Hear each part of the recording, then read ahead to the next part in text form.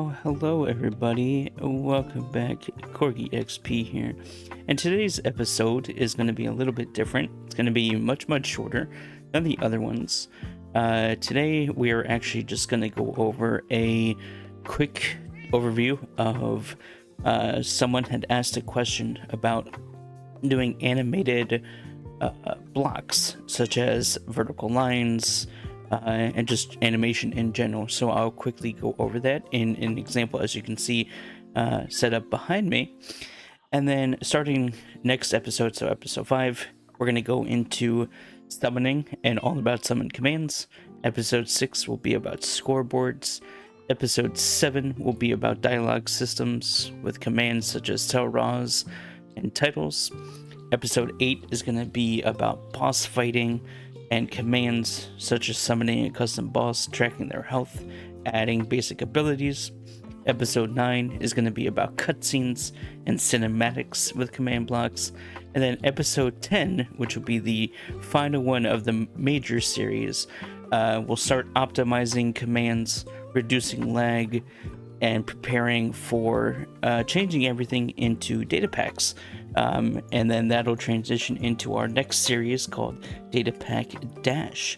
And then throughout this series, after the episode 10, I do want to start doing some, challenges, Q&As, and anything that people kind of need, assistance with. So for this episode, we're going to start with our first question, which was how to animate something. So I will show you that briefly.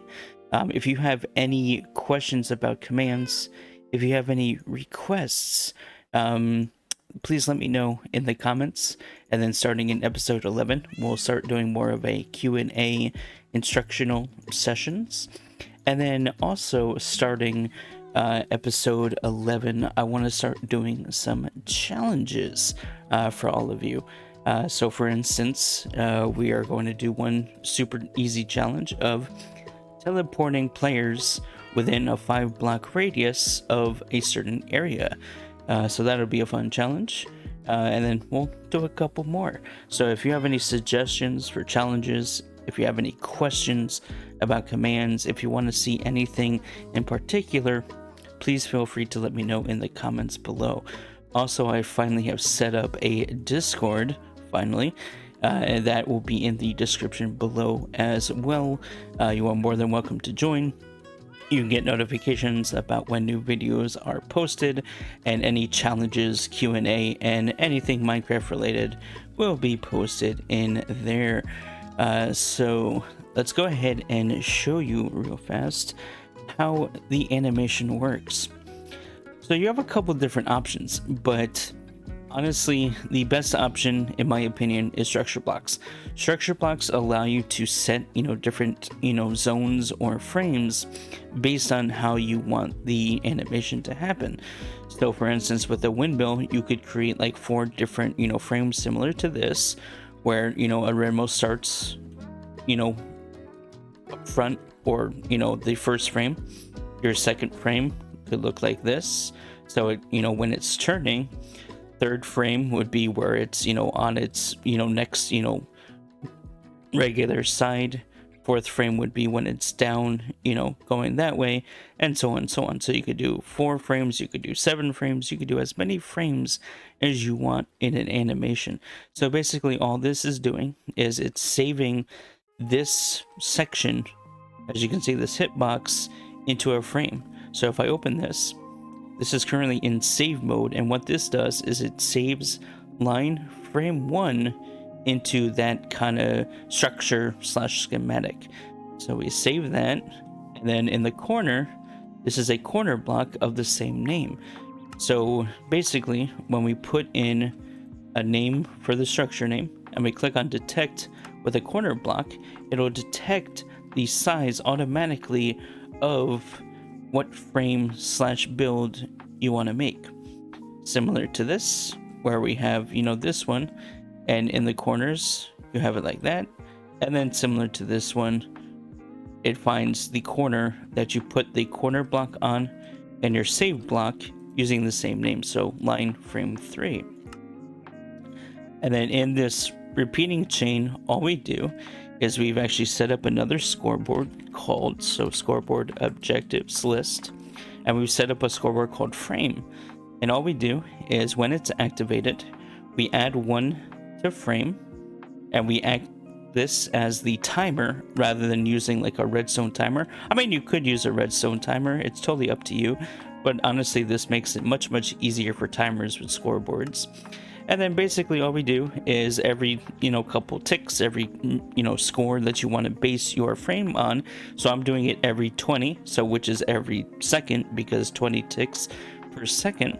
We set redstone block at this location, which sets up our first frame. And then 20 ticks later, you'll get a redstone block here, which sets up our next frame. Redstone block here the next 20 seconds, which sets up our last frame going this way. And then in another 20 seconds, we go back to the middle one, which takes that frame again and goes up this way. So the animation is going to take it this way to diagonal, straight down this way to diagonal, and then straight up. So let me go ahead and show you an example. And now we have an animated line every second changing based on ticks of that scoreboard.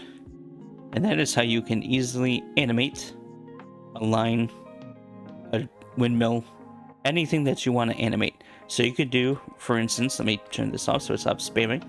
You could do like scrolling text, if you wanted to, kind of like that news bulletin where on the bottom of the TV you see text going from the right to the left scrolling.